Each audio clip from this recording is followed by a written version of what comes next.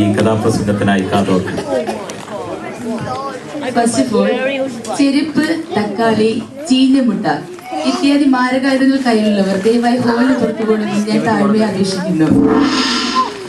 കവിതയല്ല, കലാകാരിയല്ല ഞാൻ, കേവലം നിങ്ങളെ പോലൊരു കവിതയല്ല, കലാകാരിയല്ല ഞാൻ, കേവലം നിങ്ങളെ പോലൊരു ഇരിക്കുന്നവനും ഇരുന്നവനും വരുന്നവനുമായ കർത്താവിന്റെ നാമത്തിൽ സന്നിഹിതരായിരിക്കുന്ന ബഹുമാന്യ കർത്തദാസന്മാർക്കും എന്റെ സഹോദരി സഹോദരന്മാർക്കും കുഞ്ഞുങ്ങൾക്കും എന്റെ സ്നേഹവന്ദനം. വന്ദനം ചെയ്തിടുന്നു ശ്രീയേശുവേ, വന്ദനം ചെയ്തിടുന്നു നിരന്തരം, വന്ദനം ചെയ്തിടുന്നു ശ്രീയേശുവേ, വന്ദനം ചെയ്തിടുന്നു. ഞാനിന്ന് കഥാപ്രസംഗ രൂപേണ നിങ്ങളുടെ മുൻപിൽ അവതരിപ്പിക്കുന്ന ചരിത്ര സംഭവത്തിന്റെ പേര് സ്വർണ്ണപ്രഭ പരത്തുന്ന നക്ഷത്രം. ഞാൻ അവതരിപ്പിക്കുന്ന സംഭവം നടക്കുന്നത് അങ്ങ് അമേരിക്കയിലല്ല, അടൂരുമല്ല, കാനഡയിലല്ല, കന്യാകുമാരിയിലുമല്ല. ഞാൻ നിങ്ങളുടെ ശ്രദ്ധയെ പേർഷ്യയിലെ ശൂഷൻ രാജധാനിയിലേക്ക് ക്ഷണിക്കുന്നു. അവിടെ നാം എന്താണ് കാണുന്നത്? ഉത്സവനാളിത ഉത്സവനാൾ, അഹശ്വരേശിൻ നാട്ടിൽ സന്തോഷത്തിൻ നാൾ. അഹശ്വേരോശ് രാജാവ് തന്റെ വാഴ്ചയുടെ 3-ാം ആണ്ടിൽ തന്റെ പ്രതാപം കാണിക്കാൻ വേണ്ടി തന്റെ പ്രഭുക്കന്മാർക്ക് ഒരു വലിയൊരു വിരുന്ന് കഴിച്ചു. അത് എത്ര നാളായിരുന്നെന്നറിയാമോ? ഒരു ദിവസമല്ല, 2 ദിവസമല്ല, ഒരാഴ്ചയല്ല, ഒരു മാസമല്ല, പിന്നെയോ 180 ദിവസം. അതിനുശേഷം രാജധാനിയിലെ സാധാരണക്കാരായ എല്ലാ മനുഷ്യർക്കും വേണ്ടി അവൻ 7 ദിവസത്തെ വിരുന്ന് കഴിച്ചു. രാജ്ഞിയായ വസ്തിയിൽ സ്ത്രീകൾക്ക് വേണ്ടി ഒരു വിരുന്ന് കഴിച്ചു. 7ാമത്തെ ദിവസം രാജാവ് വസ്തിയുടെ സൗന്ദര്യം കാണിക്കാൻ വേണ്ടി അവളെ രാജധാനിയിലേക്ക് വിളിപ്പിച്ചു. എന്നാൽ അവൾ അത് അനുസരിക്കാൻ കൂട്ടാക്കില്ല. കോപം കൊണ്ട്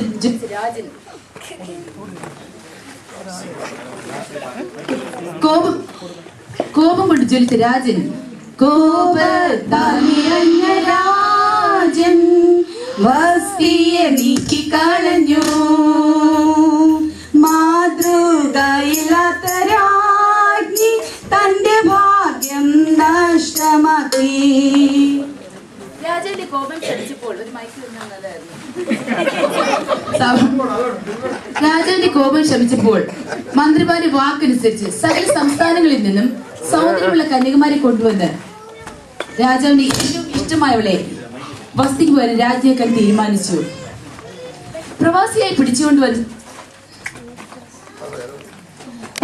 പിടിച്ചുകൊണ്ടുവന്ന യഹൂദന്മാരിൽ ഒരാളായി മൊർദെഖായി എന്നൊരു യഹൂദൻ ശൂഷൻ രാജധാനിയിൽ ഉണ്ടായിരുന്നു. അവന്റെ ബന്ധത്തിലുള്ള അനാഥയും വളരെ സുന്ദരിയുമായ ഹദസ എന്ന മറുപേരുള്ള എസ്തേറിനെ സ്വന്തം മകളെ പോലെ അവൻ വളർത്തിയിരുന്നു. രാജാവിന്റെ ഈ കൽപ്പന വന്നപ്പോൾ എസ്തേറിനെയും രാജധാനിയിലേക്ക് കൊണ്ടുപോയി. സുന്ദരിയായി വരുന്നോളിവൾ ഹദസ എന്ന ദാസിയായി, നക്ഷത്ര ശോഭ ധരിച്ചവളോ ദൈവത്തിൻ പ്രിയ ഭക്തയാ.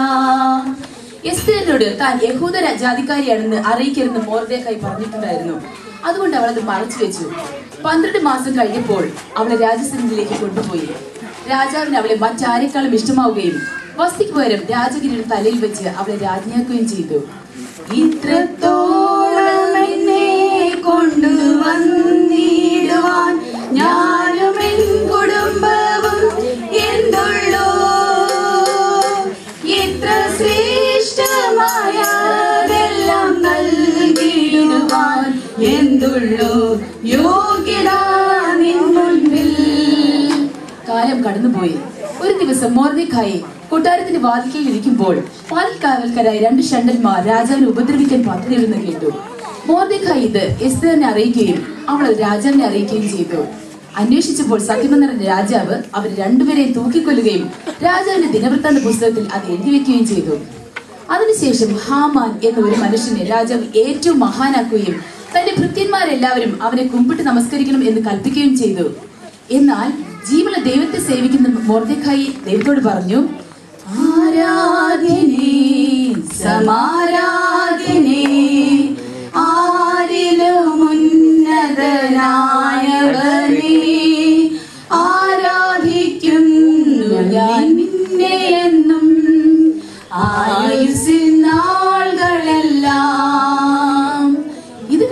മുഖം ചിരിച്ച് ഹാമാൻ മൊർദെഖായിയെ മാത്രം കൊല്ലുന്നത് ഒരു കുറച്ചിലായി കണ്ടു. അതുകൊണ്ട് അവൻ യഹൂദ ജാതിയെ മുഴുവനായി നശിപ്പിക്കാനായി രാജാവിനോട് അപേക്ഷിക്കാനായി തീരുമാനിച്ചു. തന്റെ രാജ്യത്തിൽ ഒരു വ്യത്യസ്തമായ ജാതി ഉണ്ടെന്നും അവരുടെ ന്യായപ്രമാണം മറ്റു ജാതികളെക്കാളും വ്യത്യസ്തമാണെന്നും അവർ രാജാവിന്റെ നിയമങ്ങളെ അനുസരിക്കുന്നില്ലെന്നും അവൻ രാജാവിനെ ധരിപ്പിച്ചു. അവരെ നശിപ്പിക്കുവാൻ വേണ്ടി സന്ദേശം എഴുതി എല്ലായിടവും അയക്കാൻ വേണ്ടി 10,000 തലന്ത് വെള്ളിയും അവൻ ഭണ്ഡാരത്തിലേക്ക് വാഗ്ദത്തം ചെയ്തു. രാജാവ് ആദാർ മാസം 13-ാം തീയതി സകല യഹൂദന്മാരെയും കൊന്നുമുടിച്ച് കൊള്ളയിടാനായി തീർപ്പ് കൽപ്പിച്ചു. ഇതറിഞ്ഞപ്പോൾ യഹൂദന്മാർ ദുഃഖിച്ച് ദൈവത്തോട് നിലവിളിച്ചു. ഹാമാന്റെ തന്ത്രത്തിൽ ആകപ്പെട്ടാലും ഭയപ്പെടേണ്ടിനിയും, ശത്രുവിൻ ഭീതി മൂടിയെന്നാലും ഭയപ്പെടേണ്ടിനിയും, പ്രാർത്ഥന വീരന്മാർ കൂട്ടിനായുണ്ട്, ദൈവത്തിന്റെ കൃപ മാറാതെയുണ്ട്. പ്രാർത്ഥന വീരന്മാർ കൂട്ടിനായുണ്ട്, ദൈവത്തിന്റെ കൃപ മാറാതെയുണ്ട്. മൊർദെഖായി വളരെ വിഷമിച്ച് രണ്ടെടുത്ത് നിലവിളിയോട് നടക്കുന്നത് കണ്ട് കാര്യം തിരക്കാനും അവരെ നല്ല വസ്ത്രം ധരിപ്പിക്കാനുമായി എസ്തർ തന്റെ ഭൃത്യനെ പറഞ്ഞയച്ചു. സംഭവിച്ചതൊക്കെയും വിവരിച്ച ശേഷം അവളോട് തന്റെ ജനത്തിനു വേണ്ടി രാജാവിനോട് അപേക്ഷിക്കുവാൻ മൊർദെഖായി കൽപ്പിച്ചു. രാജാവ് വിളിക്കാതെ ആരെങ്കിലും രാജകൊട്ടാരത്തിനകത്ത് കടന്നാൽ രാജാവ് തന്റെ പൊൻചെങ്കോൽ നീട്ടാതെ ഇരുന്നാൽ അവരെ കൊല്ലണമെന്നുള്ള നിയമം എസ്തർ മൊർദെഖായി ദാസൻ മുഖാന്തരം അറിയിച്ചു. അതിന് മൊർദെഖായി രക്ഷപ്പെട്ടിടുമെന്ന് കരുതേണ്ട, കൊട്ടാരം ശാശ്വതമല്ല, നിന്റെ കൊട്ടാരം ശാശ്വതമല്ല. ഇപ്പോൾ നീ മൗനം പാലിച്ചുകൊണ്ടാൽ മറ്റൊരു സ്ഥാനത്തുനിന്ന് ജൂതർ തൻ രക്ഷ കൈവന്നിടുമേ, നിന്റെ ഭവനം അസ്ഥിരമായിടുമേ. ശൂഷനിലെ എല്ലാ യഹൂദന്മാരെയും ഒന്നിച്ചുകൂട്ടി തനിക്ക് വേണ്ടി ഉപവസിക്കാൻ എസ്തർ മൊർദെഖായിയോട് പറഞ്ഞു. താനും തന്റെ ബാല്യക്കാരും അങ്ങനെ തന്നെ ഉപവസിച്ച് നിയമപ്രകാരം അല്ലെങ്കിലും രാജാവിന്റെ അടുക്കൽ ചെല്ലുമെന്നും ഞാൻ നശിച്ചാൽ നശിക്കട്ടെ എന്നും എസ്തർ പറഞ്ഞു. 3-ാം ദിവസം അവൾ രാജവസ്ത്രം ധരിച്ച് രാജധാനിയിൽ ചെന്നു. രാജാവിന് അവളോട് കൃപ തോന്നി. അവളുടെ നേരെ പൊൻചെങ്കോൽ നീട്ടി. അവൾ ചെന്ന് ചെങ്കോലിന്റെ അഗ്രം തൊട്ടു. രാജാവ് അവളുടെ അപേക്ഷ എന്താണെന്ന് ചോദിക്കുകയും രാജ്യത്തിന്റെ പകുതിയോളമായാലും അവൾക്ക് നൽകാമെന്ന് വാഗ്ദത്തം ചെയ്യുകയും ചെയ്തു. താൻ ഒരുക്കിയിരിക്കുന്ന വിരുന്നിലേക്ക് മഹാപ്രഭുവായ ഹാമാനെയും കൂട്ടി രാജാവ് കടന്നു ചെല്ലണമെന്ന് അവൾ രാജാവിനോട് അപേക്ഷിച്ചു. വിരുന്നിനിടയിൽ രാജാവ് അവളുടെ ആഗ്രഹം എന്താണെന്ന് വീണ്ടും ചോദിച്ചു. അതിന് ഇനിയും ഞാൻ നാളെ ഒരുക്കുന്ന വിരുന്നിന് വരണമെന്നും അന്നേരം ഞാൻ എന്റെ അപേക്ഷ ബോധിപ്പിച്ചുകൊള്ളാമെന്നും എസ്തർ പറഞ്ഞു. തന്നെ മാത്രം എസ്തർ രാജ്ഞി വിരുന്നിന് ക്ഷണിച്ചതിൽ ഹാമാന്റെ സന്തോഷത്തിന് അതിരില്ലായിരുന്നു. അവൻ സന്തോഷപരനായി വീട്ടിൽ ചെന്ന് ഭാര്യയോടും സുഹൃത്തുക്കളോടും ഇതെല്ലാം വിവരിച്ചു പറഞ്ഞു.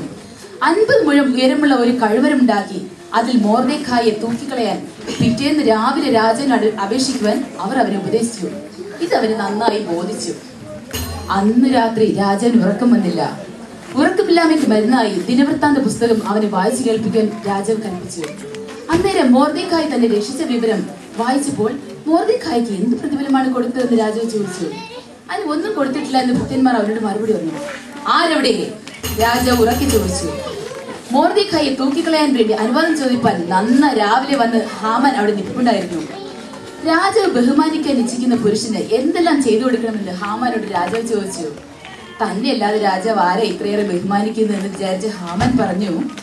രാജകിരീടവും രാജന്റെ വസ്ത്രവും രാജാവിൻ ചെങ്കോലും പ്രഭുവിനു കൈമാറി വീഥികളിൽ എതിരേറ്റിടണം. സർവ പുകഴ്ചയ്ക്കും യോഗ്യനാക്കണം. വീഥികളിൽ എതിരേറ്റിടണം. സർവ പുകഴ്ചയ്ക്കും യോഗ്യനാക്കണം. രാജാവനോട് നീ വേഗം പോയി മൊർദെഖായിക്ക് ഇതെല്ലാം ചെയ്യുവാൻ കൽപ്പിച്ചു. ഹാമാൻ അതെല്ലാം ചെയ്യേണ്ടി വന്നു. അവൻ അതിദുഃഖത്തോടെ വീട്ടിൽ ചെന്ന് തന്റെ ഭാര്യയോടും സ്നേഹിതന്മാരോടും ഇതെല്ലാം വിവരിച്ചു പറഞ്ഞു. അവർ അവനോട് നീ മൊർദെഖായിയുടെ മുമ്പിൽ വീഴുവാൻ തുടങ്ങി. അവൻ യഹൂദനാകുന്നു എങ്കിൽ നീ അവനെ ജയിക്കില്ല എന്ന് പറഞ്ഞു. അങ്ങനെ ഹാമാൻ സംസാരിച്ചുകൊണ്ടിരിക്കുമ്പോൾ തന്നെ അവന് രാജയുടെ വിരുന്നിലേക്ക് ക്ഷണിക്കുവാൻ വേണ്ടി ഷണ്ഡന്മാർ എത്തിക്കഴിഞ്ഞു. വരുന്ന സമയത്ത് തന്റെ അപേക്ഷ എന്താണെന്ന് ചോദിച്ചപ്പോൾ തന്റെയും തന്റെ ജനത്തിന്റെയും ജീവനെ തനിക്ക് നൽകണമെന്ന് എസ്തർ കരഞ്ഞു പറഞ്ഞു. തങ്ങളെ കൊന്നുപിടിക്കേണ്ടതിന് വിറ്റുകളഞ്ഞുവെന്നും എന്നാൽ ഞങ്ങൾ ദാസിദാസന്മാരായി വിറ്റുന്നുവെങ്കിൽ എനിക്കിതിൽ വിഷമമില്ലായിരുന്നുവെന്നും അവൾ പറഞ്ഞു. ഉടനെ രാജാവ് ഇങ്ങനെ ചെയ്തവൻ ആരെന്ന് ചോദിച്ചു. അതിദുഷ്ടനായ ഹാമനാകുന്നു എന്ന് എസ്തേർ രാജ്ഞി പറഞ്ഞപ്പോൾ കോപപരവശനായ രാജാവ് അവിടെ വിട്ട് ഉദ്യാനത്തിലേക്ക് പോയി. ഭയം കൊണ്ട് വിറച്ച ഹാമാൻ തന്റെ കാര്യം പോക്കായി എന്ന് മനസ്സിലായി. ഹാമാൻ വിറയ്ക്കുന്നു, ഉള്ളം നടുങ്ങുന്നു, രാജാവിൻ ശിക്ഷയിങ്കൽ.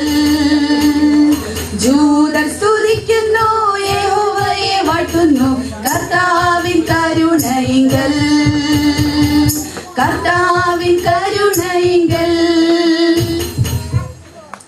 തന്റെ ജീവരക്ഷയ്ക്കായി രാജ്ഞി ഇരുന്ന മഞ്ചത്തിലേക്ക് അവൻ വീണുകിടന്ന് നിലവിളിച്ചു. ഇത് കണ്ടുകൊണ്ട് തിരികുന്ന രാജാവ് ഇവൻ എന്റെ മുൻപിൽ വെച്ച് രാജ്ഞി ഉപദ്രവിക്കുമോ എന്ന് കോപിഷ്ഠനായി ചോദിച്ചു. ഇത് കേട്ട ഭൃത്യന്മാർ അവന്റെ വായ് മൂടി പുറത്തു കൊണ്ടുപോയി അവൻ മൊർദെഖായിക്ക് വേണ്ടി ഉണ്ടാക്കിയിരുന്ന കഴുമരത്തിൽ അവനെ തൂക്കിക്കളഞ്ഞു. അങ്ങനെ യഹൂദന്മാർക്ക് രക്ഷയും സന്തോഷവും ഉണ്ടായി.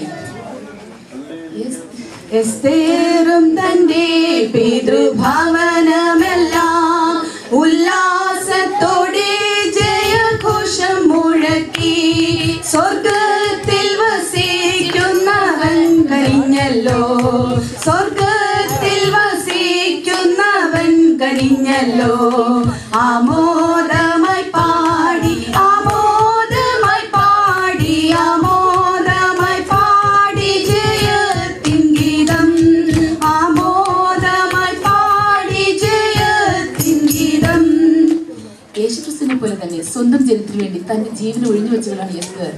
യഹൂദ ജനതയെ ഒന്നടങ്ക് ഉന്മൂലനാശനം ചെയ്ത് ദാവീദിന്റെ സന്തതിയെ ജനിക്കുമെന്ന് ദൈവം പ്രവാചകൻ മുഖാന്തരം അരുളി ചെയ്ത മശിഹായെ നശിപ്പിക്കാനുള്ള പിശാചിന്റെ തന്ത്രത്തെ തന്റെ ജീവൻ പണയം വെച്ച് രക്ഷിച്ച ധീരവന്തിയാണ് എസ്തേർ. എസ്തേർ കാണിച്ചു തന്ന ദൈവത്തിലുള്ള അചഞ്ചല വിശ്വാസവും സ്വന്തം ജനത്തോടുള്ള സ്നേഹവും നമുക്ക് പ്രചോദനമായി തീരട്ടെ എന്ന പ്രാർത്ഥനയോടെ എന്റെ വാക്കുകൾക്കിവിടെ വിരാമമിടുന്നു.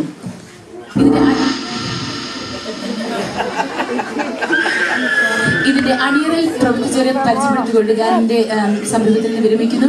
ഇതിന്റെ തിരക്കഥ, സംവിധാനം, ഗാനരചന നിർവഹിച്ചിരുന്നത് സബ്ന തോമസ്. ഗാനാലാപനം സബ്ന തോമസ്, ബ്ലെസി റോഡ്. അണിയറയിൽ നിങ്ങൾ കേട്ടതായ ഈ നല്ല മ്യൂസിക് ഇടുന്നത് ഷാജി തോമസ് കുളത്തുങ്കൽ. ദൈവം